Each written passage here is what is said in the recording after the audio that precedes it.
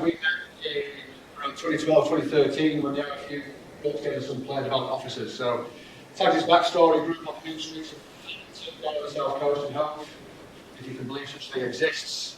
As I grew up in the Main Streets of the suburbs of West Yorkshire, and together these two rough diamonds kind of kicked off. So we were really passionate about developing players.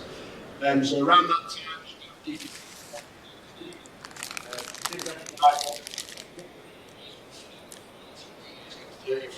into a very small club.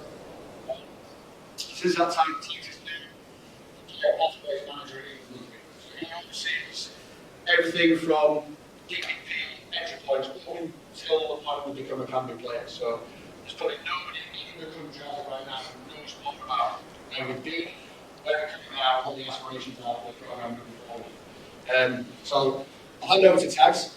Just to be aware, we're not going to use a radio mic, not because obviously we've got a massive number of people, but it's sliding.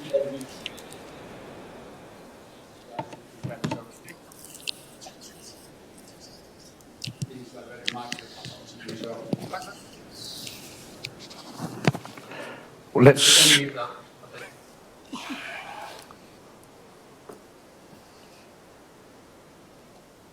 Can you hear me now?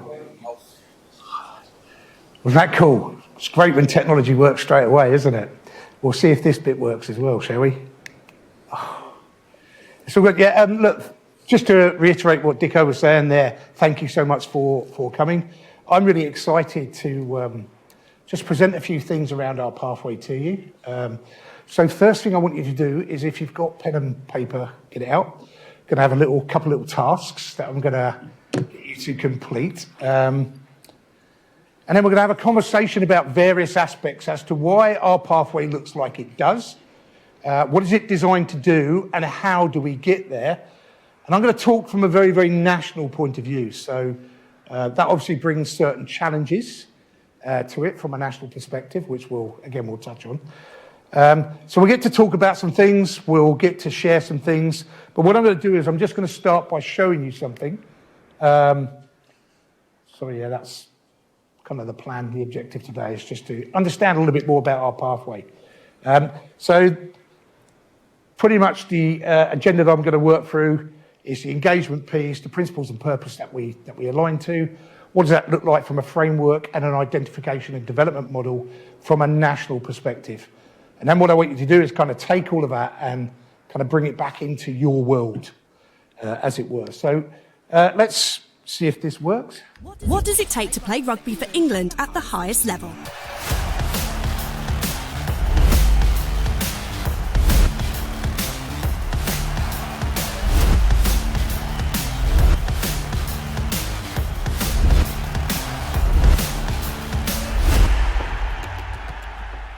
Rugby is a sport for all shapes and sizes and has long been cherished by generations of players, families and friends. As the game has progressed, the knowledge and understanding around the needs of developing players and what it takes to represent England has evolved. This video is for players, coaches, parents, guardians and anyone with an interest in England Rugby's talent pathway. So, what does it take to play for England? Well, the answer is not straightforward and will be different for everyone. You'll likely require a wide range of skills and attributes and exposure to a variety of positions. There will be success and failure along the way. Both experiences are required during a player's journey and progression. The England Rugby player pathway is an integral part of the structure that supports England teams and is in place to provide a coherent journey.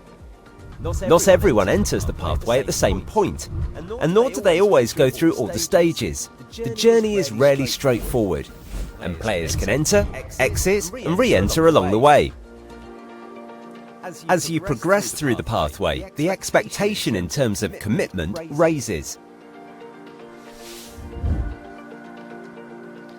Early in the journey, there is time to develop, and we need to foster a love for the game and focus on game-like training, giving time and freedom to explore the game. It's at this stage where the commitment level for the player significantly raises from the earlier stages of the pathway.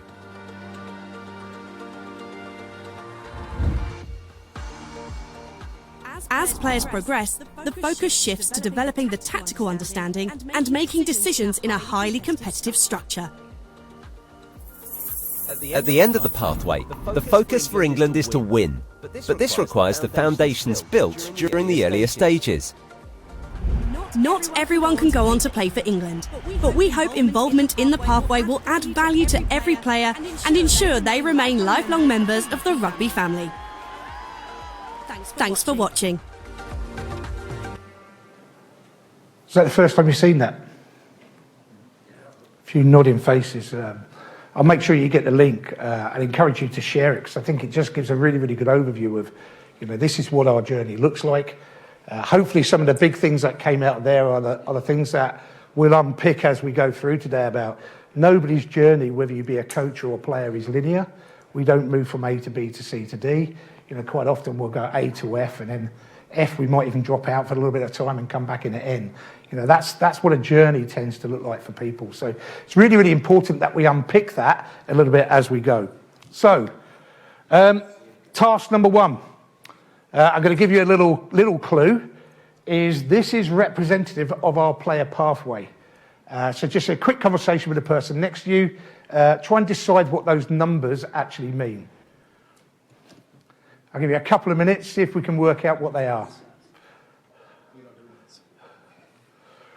There's great conversation going on between some people, and a lack of conversation going on between others. Quiz is coming over that side as well, gents, so don't think you're going to get away from this.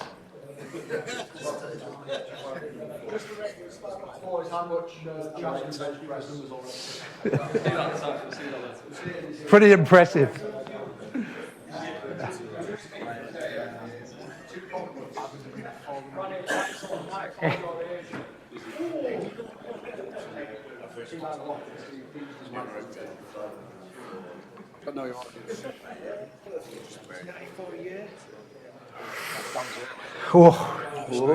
Loving the depth of thinking. Not quite as complex as that. Okay, let's just hold it there for a second. So we'll just unpick a couple of them first before we then explore the others. So let's start with the low numbers and we'll work to high. 2, what do we think that represents? Oh, I loving that. Any other kind of answers? Some academy contracts. Loving the depth of thinking. Really, really simply, there are 2 pathways. There's a male pathway and a female pathway. Really, really simple. 11, what do we think that is? 5 on the weekends and 6. Go on, sorry, what you say? Oh, I like your thinking. So there are 11 centres of excellence. 14? 14 academies. 14 regional academies. Okay, so now you've got the idea. Before we move to the last 3, go back in and have a little conversation about what you think they are.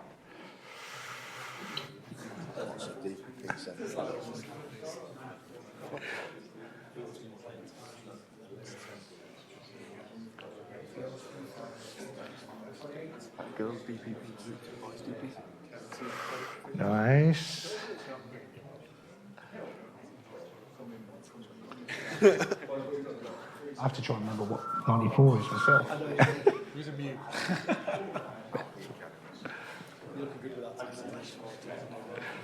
Okay, let's hold it there then. Let's start to unpick that a little bit further. 28. Nice. I think we had a correct answer over there. 28 counties in the country. 94.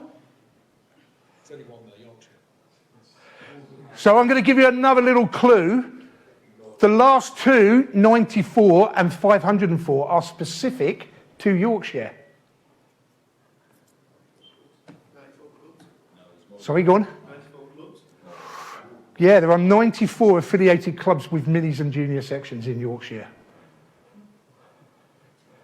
That's based on the data that I was able to obtain. So it may not be entirely accurate, but it'll be very, very close. What do we think 504 then represents? like it, but not quite. Is it Yorkshire? It's like players in the pathway in Yorkshire. I'd love if it was that, but it isn't. It's a great answer, though. Okay, there are 504 educational establishments in Yorkshire across our pathway ages.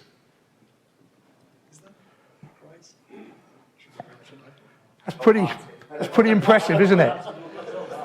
So now what I want you to try and think about, and the reason why I put this slide up is, those are the engagement points across our pathways. So for Yorkshire, 1 CB, 2 pathways, 1 regional academy, 1 centre of excellence, 504 establishments.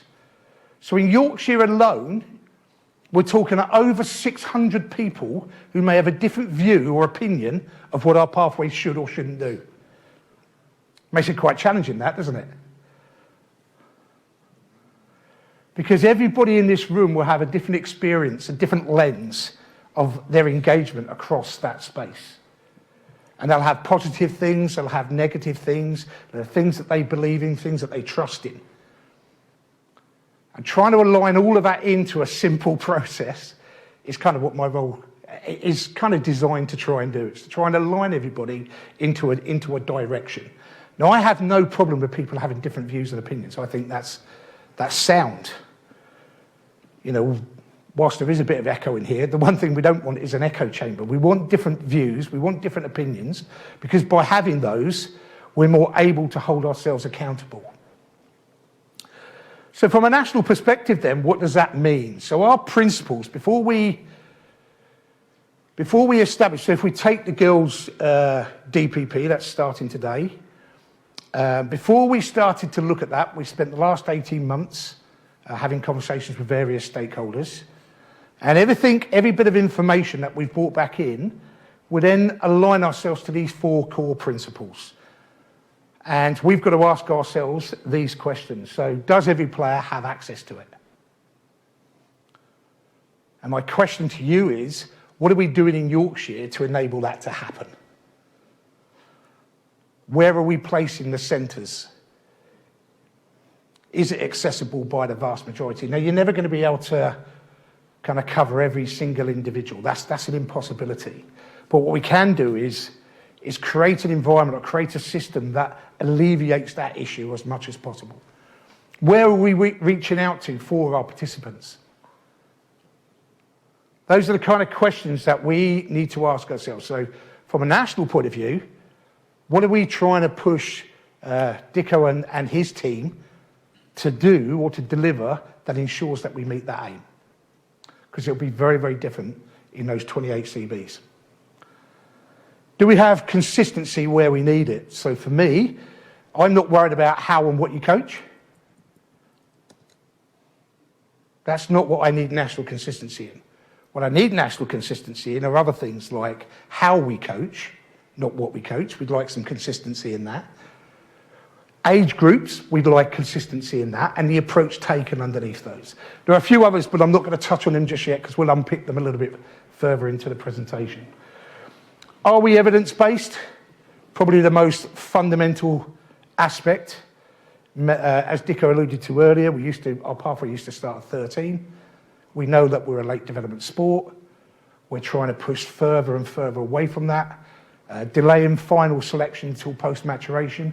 We know boys mature around 16, but then there's a whole host of things that happen at 17 and 18 before we even get into an adult space. So can we delay that final selection for as long as possible? And I understand the challenges here, that the biggest question I ever get when I come in particular to this area is, but rugby league do this and they're dragging all of our players away. Well, I don't care, quite frankly. We're going to hold true to our values and our principles, and we're not prepared to compromise on them for the unicorns that you're thinking about. Because there might be 1 or 2 in that space that might eventually finish up in this world. The question I've got to you is, what are we doing as a sport to engage them and make them choose our sport over another sport? So that's being quite blunt about that one. We're not really too worried about it. We've got to hold true to our views and our principles.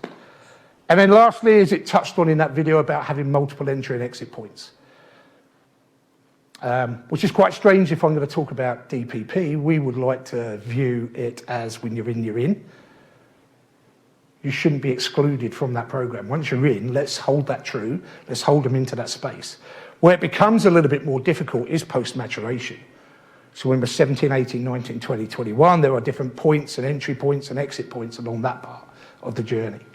And we've got to make sure that that's done in the best possible way. How are we holding true to our national consistency about the conversations and the aspects that we put into that player's development? Any questions so far on what we've touched?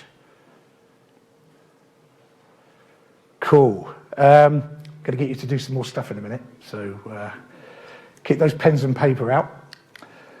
So the next thing for me is just talking about, so we've got these principles that we try to hold true to, and they're very, very strong for us. The second part then is then starting to unpick what is the purpose, in particular, of our pathway. And for us, it's a very, very simple statement. It's adding value to every individual and providing a platform. Two really, really simple things, but quite often can get lost in the world that is rugby. So adding value, what does that mean? It's going to be very, very different to every single person, isn't it? So that probably unpicks that bit at the bottom for me. It represents that. What is the piece of the jigsaw that's either missing or not quite aligned or not quite fitting that I as a coach or as an S&C or as somebody from a holistic background, what is it I am doing to support that individual in that space? Do I understand what the individual needs? Quite difficult in a game of rugby which has 15 people coming together. That's where we get bogged down quite often, because we think about them coming back together, not what it is that's going to get them to come back together.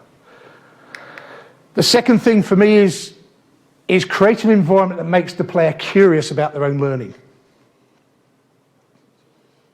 So I want you to reflect on that for a little bit.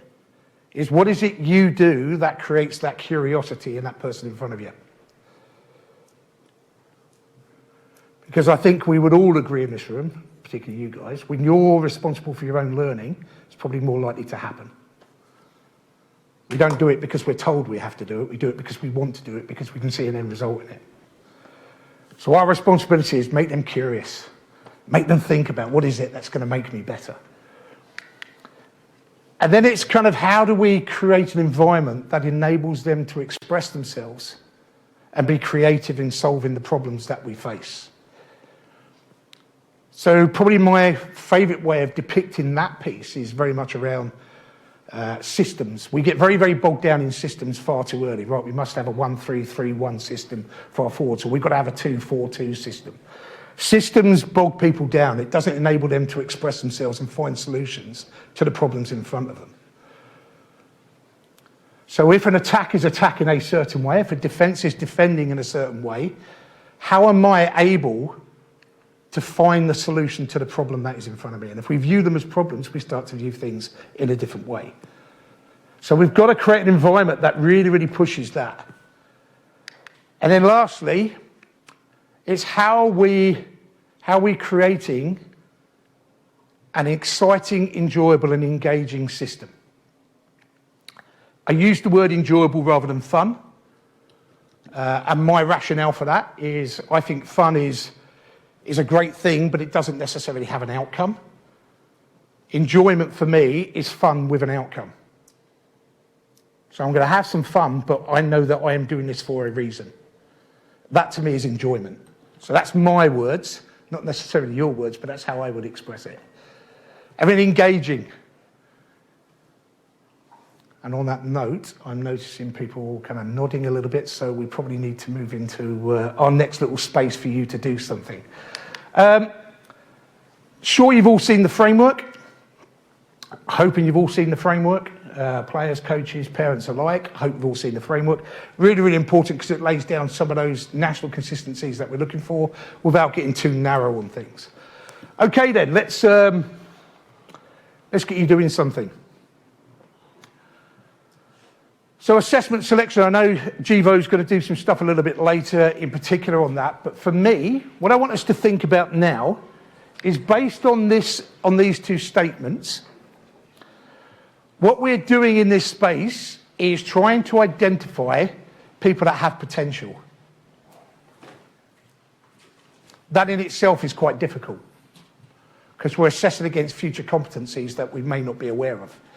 We're also assessing against things that, probably the simplest way to look at it is, if I'm coaching England under 18s, I'm coaching and I'm selecting here, I think these are the best players, but I'm not in charge of the next selective environment.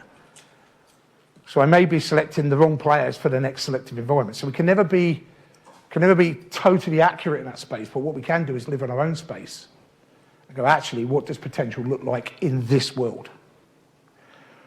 And then the second thing that we're going to talk about is readiness. Are players ready to be part of something different? So here's my next little task for you. What are the two things, so you're all going to identify two things that you hold true to on assessment day. You've got this wonderful group of athletes in front of you, and you've been tasked as an assessor. What are the two things that you think are most important? Okay, you're going to have a conversation with your partner. You agree 2 out of the 4. What I'm not going to accept is compromise. Compromise, nobody wins. So we're not going to go, well, you select this one, I'll select this one, that way we get to our 2. I want you to have a conversation about why you think those 2 are important. And then as a couple, in the nicest possible sense, as a couple, you're then going to agree what are the 2 things that are going to carry forward. So I'm just going to give you 3 minutes on that. The reason for 3 minutes, it's tough doing assessment. You may not get to look at a player for longer than 3 minutes, and you've got to make a judgment whether he's got potential and whether he's ready. So I'm going to give you 3 minutes.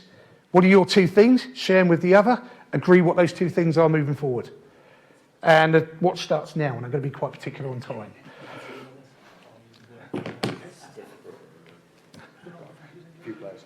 Yeah, cool.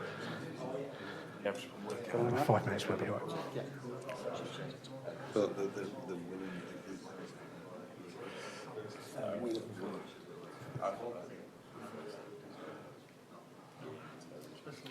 That's 30 seconds gone. I googled it.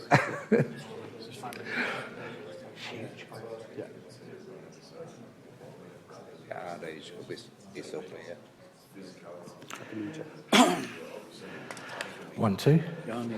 1, 2. That's right. Oh. He's either come up with his solution straight away. Okay, you've got 90 seconds left. That's half your time gone. You going to Yarnbury tags this afternoon? No. No.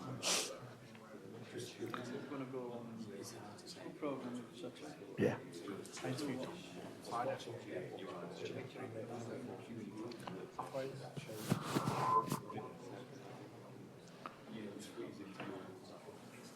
Okay, we're down to our last 60 seconds. Let's start to finalise what those 2 really clear things that you're going to bring.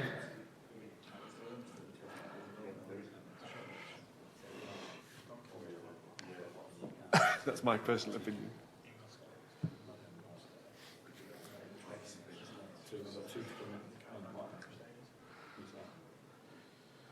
Okay, last 10 seconds. It's gone quiet, so I think a lot of people are probably aligned. I think we've got them. Okay, well, we're just going to go down around the room and just grab one from every group just to start off with. If it's the same, that's your highest priority, just say so. So we'll start over with you, Dave, if you don't mind. What was the one thing that's jumping out we're holding true to that? Positive behaviours. Positive behaviour. Resilience. Coachability. Game intelligence. Game intelligence. We've gone down a different tactic and I've got it wrong. So just awareness of your own unconscious bias. Ooh, so unconscious bias, like that. Okay, what other ones do we have in there that just kind of come out? We'll come back to that group. Skill level. Skill level. Good decision-making. Decision-making. Sorry, physical readiness. Athletic potential. So there's a whole host in here already. There's some that we'll probably agree on straight away. Now we can start to understand the difficulty in this world of trying to bring all of this together into some kind of context. So my next question for you is probably going to be a little bit quicker. So just share with the person next to you, what is the thing you would hang your hat on as the thing that you coach the best in the world? What do you coach as a coach? What is the thing that you believe you are outstanding on? What's the one thing you go, do you know what? If I could deliver one session on one thing, it would be on this.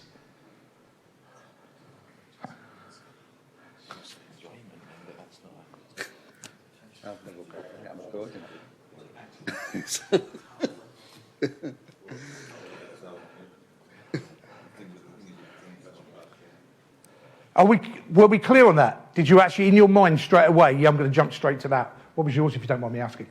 Decision making. Decision making. Yeah, probably catch or pass decision. Catch pass. The detail. What do we mean by that? Go on. Being able to coach the detail instead of facilitating the session, being able to coach the detail in the session. Coaching detail. What about this group? Our principles of attack. Principles of attack. Tactical awareness. Tactical awareness. It's interesting that sometimes we kind of get bogged down in, we've got these principles that we put across over here about what we're going to select on. And then we've got these things over here that we're actually really, really good at coaching. So my next challenge to you is, why are you selecting or assessing people based on things that you're going to coach? So if you trust your judgment that you can improve a player's ability in that space, why are you assessing people on it? Because it doesn't matter what group of players comes in front of you, you're going to upskill them, aren't you? So it's just a question that I want to try and trigger and provoke some thought on is, what are we really assessing against? What is really, really important to us? So a few things that came out, I'm just going to present my views on this. Aptitude and attitude, two things that I hold dear. How do you assess that? So some of those things that, can we in this room agree what good attitude and aptitude looks like? Because if we can, prior to going out, even if we might have differences of opinion, if we can agree what that looks like in this room, when we go out and assess players, we're going to be in a better space to assess consistently. So attitude and aptitude jump out to me every time, all the time. And game involvement. So they're the three things that I think, if we're talking about bringing a player into any kind of pathway program, I want them to have those things. I want them to be involved in the game. I don't want them necessarily kind of not being engaged, not being part of the session. But we'll always have players that do that. So what is it you need to know about the individual to see why they get game involvements? So my example here would be, Dicko comes to the assessment day, one of the top wingers in the world. Oh, Dicko. Yeah, he was classy, to be fair. So Dicko goes to a club and a school where the school and club coach are completely in agreement. He's a winger, you stay on the wing, you stay there, you wait for the ball to come to you. That's what Dicko's been told. That's what his environment is like. And then he gets into this space, and I've just said about game involvements. So no matter what's happening, Dicko's never been involved. So what we would tend to do in this room here is Big Cross doesn't get involved in the game. Rather than finding out, I've noticed you all standing on the wing. Is there a reason? That's quite an interesting concept, that, because that's quite difficult when you've got a significant number of people in front of you. But are we really assessing against your competence or somebody else's competence? So before we do that final assessment, we need to understand what's being asked of the individual before he even comes to you. And come back to those. I want people involved in our pathway with good behaviours. I'm not worried about skill. We're going to coach that. What I am worried about, do they have the right behaviours to be in here? Are they ready and willing to do things in this situation? They're the things I find really, really important. And I'll stop there on that one because I know Jivo will touch a little bit on it, as will Dicko as we go. So then the next kind of thing kind of wraps all of that together. So you've got this whole cohort of players in front of you. This is kind of my kind of mantra from a national perspective of what we would like people to consider. First and foremost, reduce the injury risk. If we were to turn and say a combative player would have and demonstrate what skills, what would that be? Go on, don't be shy. Probably more contact opportunities than others. So fairly good in and around the contact area. So what might we be looking at there if we were assessing a group of players around the contact area in a traditional sense? What would we be looking at? Sure he's doing it safely for a start. Sorry? To be sure he's doing it safely in a safe, yeah. It's not just... So for me it would be, can I handle the collision, the contact point? Post-contact, can I contest possession? Do I make good decisions in and around that contest possession? But the reality is we've got players in our game who can't hinge, squat, twist, turn, jump, land, push, pull.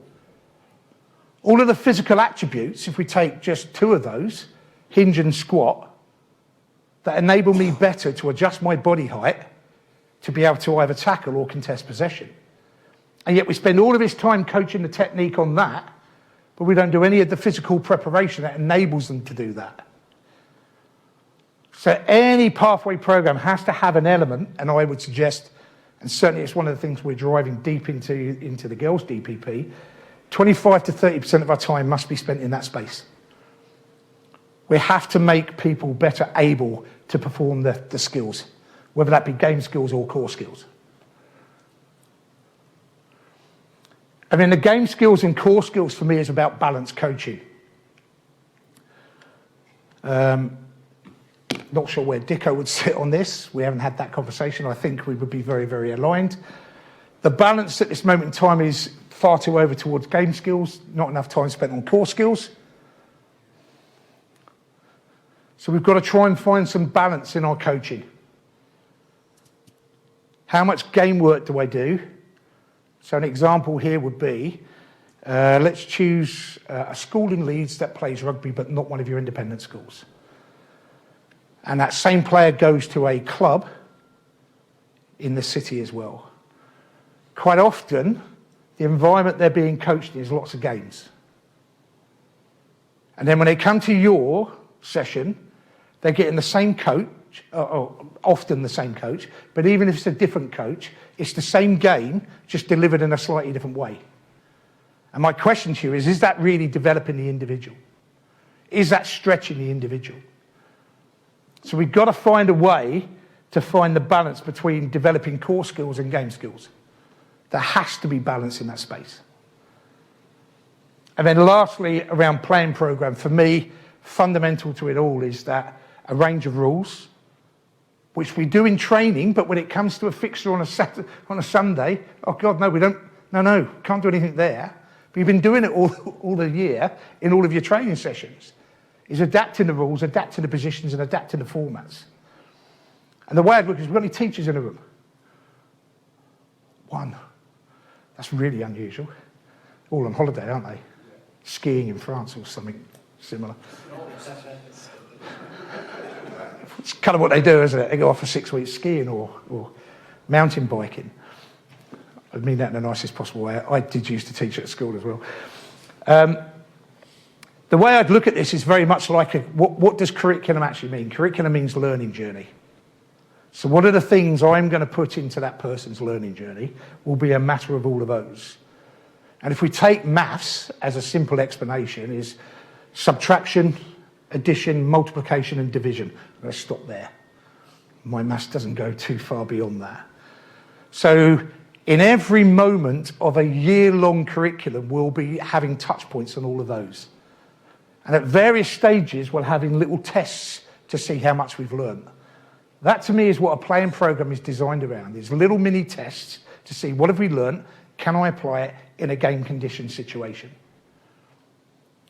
So a curriculum is no different. It's become a pretty dirty word, and it shouldn't be. It's about a learning journey. And how are you supporting every individual on that learning journey? That's kind of it from me. Any questions that anybody's got? It's very quiet, isn't it? Bit too much information overload, I think. So look, thank you for listening. Hopefully you can see from a national perspective where we're coming from and the things that we want to try and drive. You've seen our challenge earlier. The amount of different people that have a different view and a different foot in the door. This is what these days are about. It's about us aligning. Thankfully, we've got Dicko who's very much aligned. So thank you very much for your time. I'm going to pass you back over. And there you go.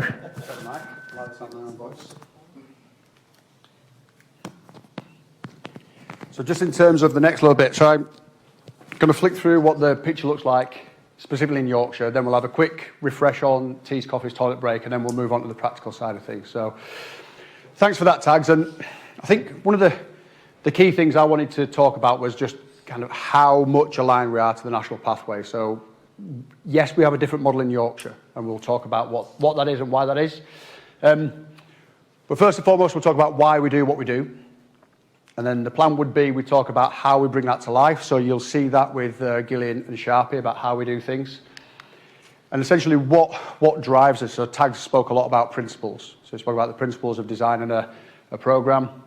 And then fundamentally this afternoon, where I hand over to Alex, who after today leaves the Academy Pathway in Yorkshire and will be known as Alessandro because he's moving over to Italy to lead a development programme for them. So it's a really good opportunity for him to take some of the stuff from here and then drive that in a different country. So that's exciting. So we'll talk about who we look at and how you guys can play a part. So, more numbers. I was inspired by Tags when he sent his stuff. Unfortunately, I didn't have time to Google image search. So, approximately, that's apparently what that squiggle means. 1,500. What do we think that means? Potential participants. Excellent. So this is just from a male perspective, but that would be roughly how many boys play the sport in each age group across Yorkshire. Okay? 79. I don't expect anybody to get this because I'm pretty much the only person who knows it. Okay, so that's since we restarted in October 2020, that's the number of individual players who have pulled on a shirt in the Academy League to represent Yorkshire. So as of yesterday's game against Wasps, we've had 79 young men play for Yorkshire Academy in the Academy League. So we can see there's a big disparity. So where does the space fill? So across DPP, what we would aim for is around 10% per age group. So that's based on some, like Tag said, evidence-based stuff, that gifted and talented programmes generally engage with 10%. Okay, so that's 5 centres across Yorkshire with roughly 30 players in each one at each age group. So it gives us a good opportunity. So one this week, you might have seen us if you follow us on social media. What would the one be? Go on, Franny. Loud and proud. What is it? Just being selected for England 18s and stuff. Perfect. So the first young rosebud to pull an England jersey since we restarted in 2020. So we tried to watch it with pride, but the feed from South Africa was a bit average. And not only did he play, but he got some stitches as well, so that's even better. 3 stitches, some dirty Safa kicked him in the head. And yeah, so he got stitches. And as we all know, bruises fade, but chicks dig scars. So he's ready. He's on his way as a 17-year-old. What don't we have just yet? We're fairly young, with less than 3 years old. What wouldn't we have? What wouldn't we expect? Contract. Yeah, so we've not had anybody yet who signed a professional contract or represented this new model of the academy in the Premiership. Okay, so they're just a few numbers as to where we're at. But it's really important. So when I spoke about and my passion about getting this job and relaunching Yorkshire was having a real clear vision. And fundamentally, it's aligned to the national pathway. I mean, it makes absolute sense to us that we're aligned to the pathway. So as an academy, our purpose is to integrate, which is really key in Yorkshire, across the boys and girls pathway to deliver effective, and I'll talk about what that means, player development system, and then that hopefully springboards into some players from Yorkshire, male or female, representing the county, representing the country in World Cups and excelling in those environments. So what do I mean by effective? So what I mean is we could follow the old model and select a small number of players and really double down and work with that small number for a long time. So in year 1, due to COVID, that's essentially what we did. We had a group of 36 to 40 players that we identified in October. With all the will in the world, we wanted schools and clubs to start playing in the new year. That didn't happen. So we worked with those players. And in year 1, In terms of success, from the outside looking in, we won 3 games out of 4 in the Academy League. So people go, oh, what a great model Yorkshire is. What a great model. But that was an efficient system, so we could really work with those players and make them as good as they could possibly be. Nobody's got signed by a professional club. Nobody's going to play in the Premiership from that group. All right, so we're really successful, but they've just gone off to university, and hopefully their challenges come later on. In the second year, we worked with 250 players across the summer and became much more effective. So we gave lots of people lots of opportunity to be seen across the summer months, and then we probably worked with closer to 100, 120 across the season.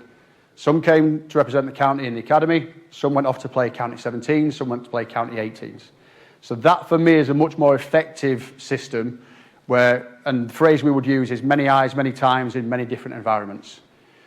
So we'd be out watching school and club games, we'd work with the county selectors, we'd work with other people to go, well, how's this kid getting on? Because in August he wasn't ready, and Tag spoke about this, he wasn't ready for our environment. But he's played really well for school, so we're going to have another look at him again. Yeah, he's still not quite ready, but he might be really ready for the County 18s programme that plays in December. So we really try hard to be effective, and now with the girls' DPP, that is started to come into the girls' game.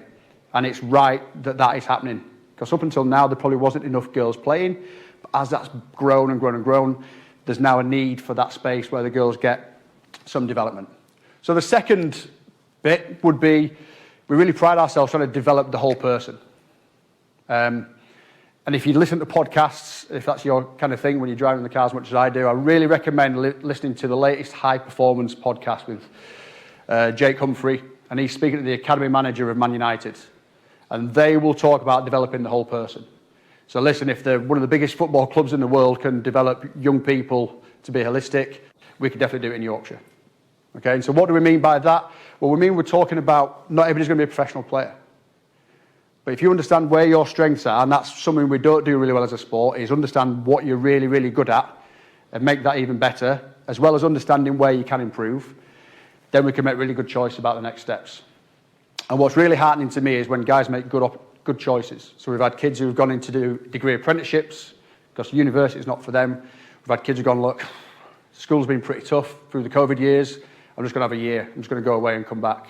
And they go travelling, and you see pictures of them in budgie smugglers on Bondi Beach enjoying life, and it's pretty jealous. Okay, so we want them to make good decisions, and we want to support them. And when I get messages from parents saying, look, he's really enjoying it and he's got a scholarship offer at this university, that's outstanding for us. And at some point they may well push into the professional game, and that'd be brilliant, but it's not a marker of success. But as importantly, like Harty said, there's 28 counties, but there's really only one. There's Yorkshire. We've got the biggest playing population. I think you identified quite right. There's 125 clubs across the county, some seniors only, and then 94, as Tag said, with mini and juniors. So our role is really to preserve that. We want kids to be proud, to foster a love of playing the game of rugby, and regardless where they end up, that they grow and stay committed to their clubs, and we have a strong county game. So that's what kind of where we're about. And this is the national pathway. Okay, so it's dual, like Tag said, there's 2 pathways. And this is where the big challenge for Yorkshire comes in. Unlike the other 13 in the boys' game and the other 10 in the girls' game, we finish at 18 in Yorkshire.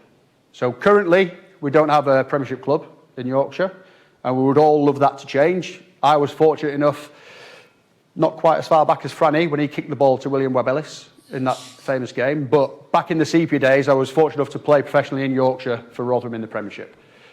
We're not there yet. We've got Doncaster in the champ. We've got Pete and his crew at Tykes with Hull in National 1. So we do cover every base below the Premiership. But we would love it if we could have a Yorkshire Prem team and have those options after. Realistically, we don't. We finish at 18 at boys and girls. So our challenge is, we're working in this explore space. Like Tag says, different game formats, different positions, trialling stuff. But we need to somehow, across the boys and girls, understand where they're at for the next level so we can move them on. And it's a really difficult challenge. You're having a conversation with a Premiership academy. I've got this great kid, really good. He's got everything you need physically. What is he? He's a 6'3" back rower. I've got 8 of them.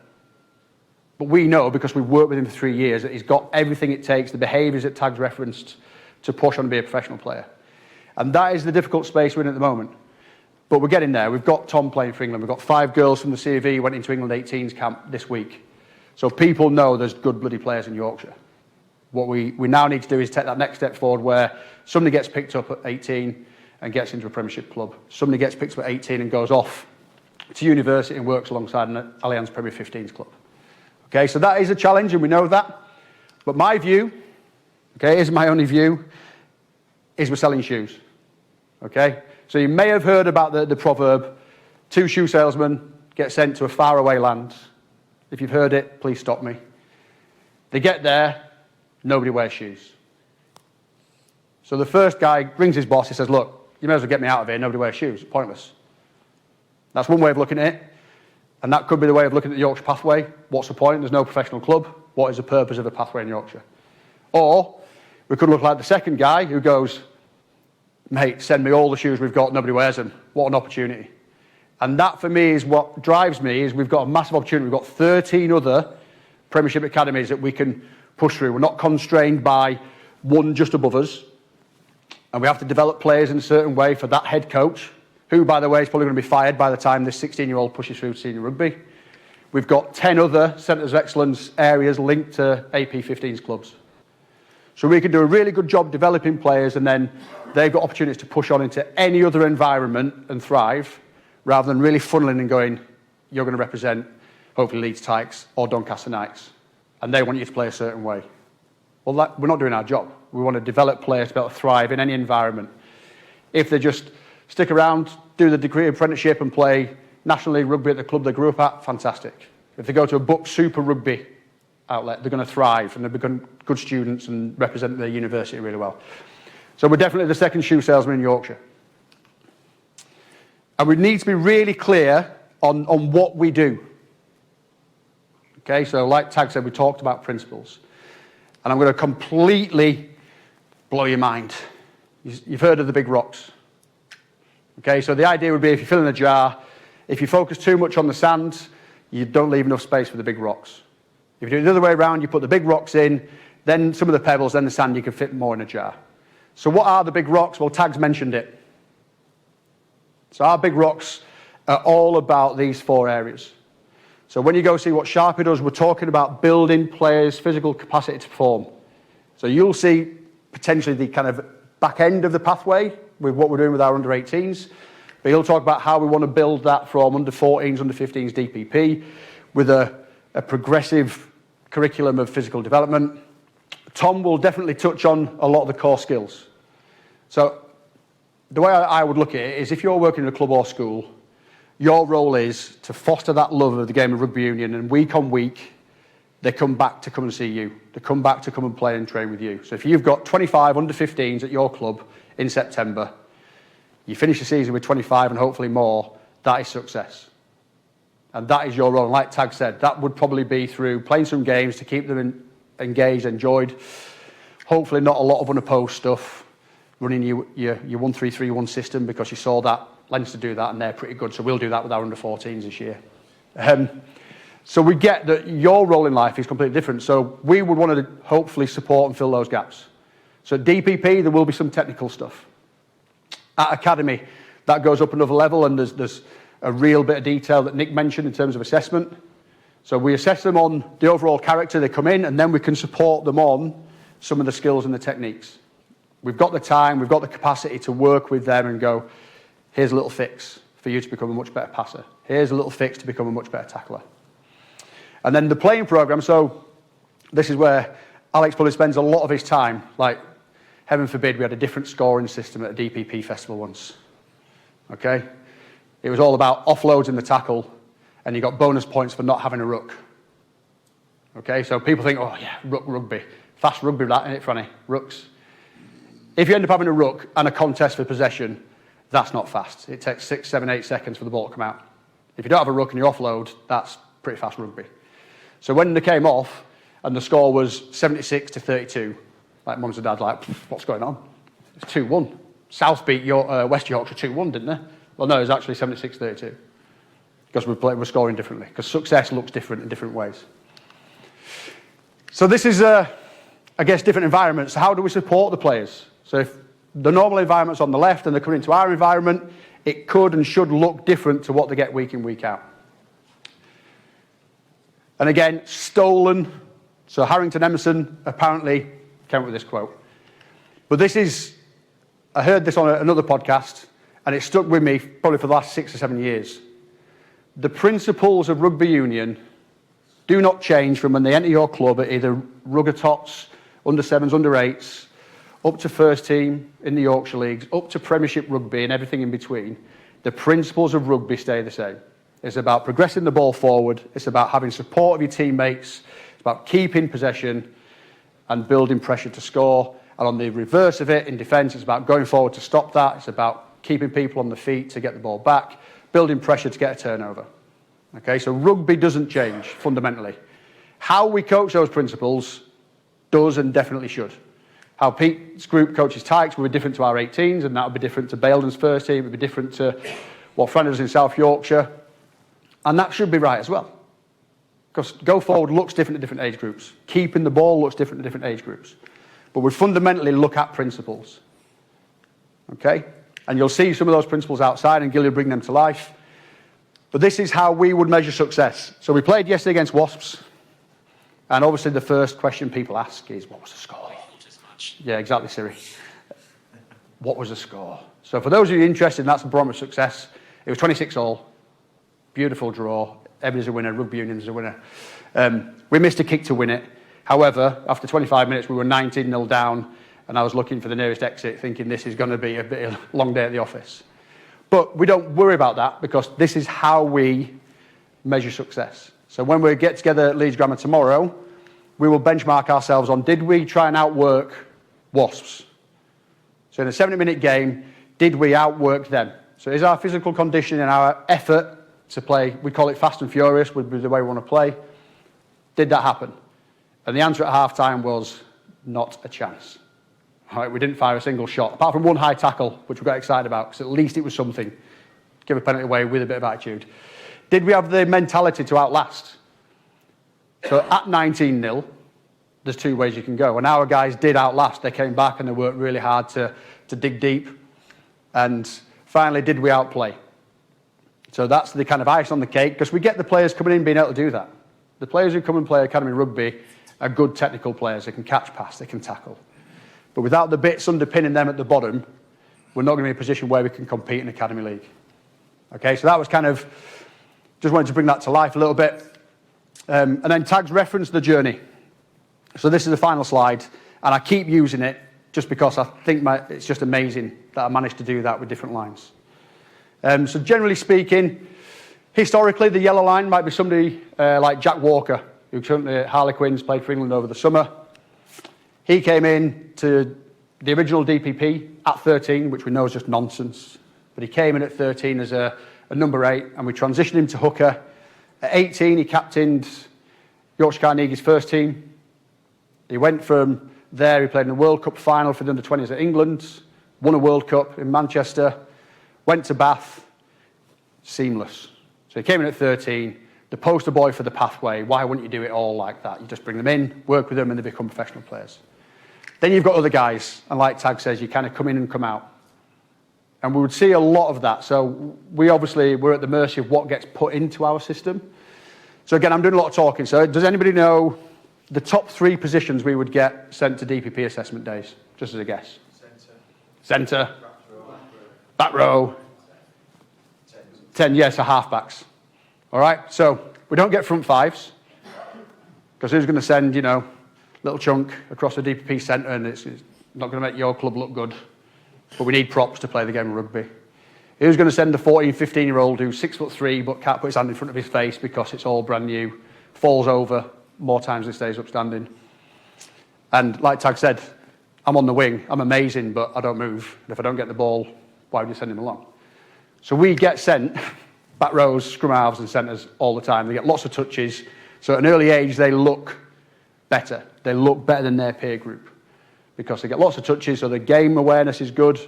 Physically, they're probably quite good. But realistically, there might not be a centre after 14. And that's the challenge. So we would look at a lot of different positional characteristics and we'd have conversations, but we are desperate for, and Alex will talk about this afternoon, the athletic potential. So where could this player be? So we had a a couple of guys last year, and I'll reference Nick. So we'd not seen him at all before, but somehow up in the deep dark depths of Crossley Heath School, in the cellars, they'd kept these two lads like mushrooms in the dark. Second row lads, 6'5", one of them, absolute monster. But they're not been involved in the pathway? No. And we're like, where have they been? And the backstory is one of them played a bit of rugby league and then had an injury and then kind of come back and done some physical stuff. And another guy was a late developer because that's our sport. We're going, well, crikey, we need to work with these guys. So they went through the county process and we worked with them and then they've pushed on. So Ben's gone off to Durham Uni? Yeah, he got it. Yep. And that's success for us. So he's had some involvements with us and on the back of it built his confidence and then gone off to a really good university with a good rugby playing programme. So he would be the green. We've not even seen him. And then throughout the under-18s year, he's just come and absolutely bolted. Okay, so that's a bit of a journey. And like Tags has said, it's unique. No two players are the same, even if they're in the same position. Their backstory is different. Their kind of time in rugby will be different. And we need to try and make that journey as individual as possible. And that just comes through having conversations. It comes through trying to engage with parents to understand a little bit more what their kind of personal stuff is, whether they need support, what do they really enjoy. And this, if nothing else, is what we need to take away. Not everybody gets there, and that's absolutely fine.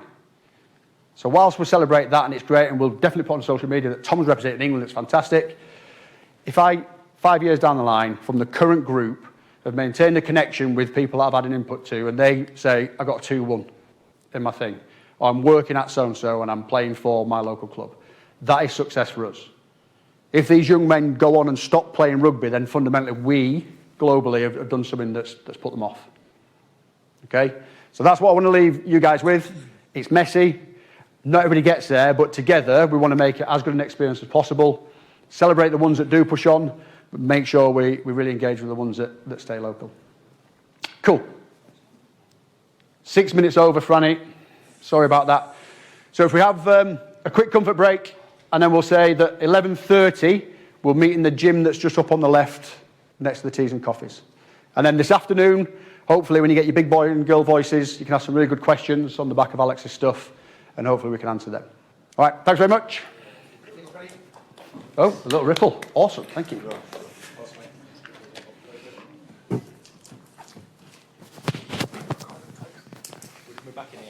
Yeah, we'll after. Yeah, we're out of here now for about an hour and a half on the fields, so.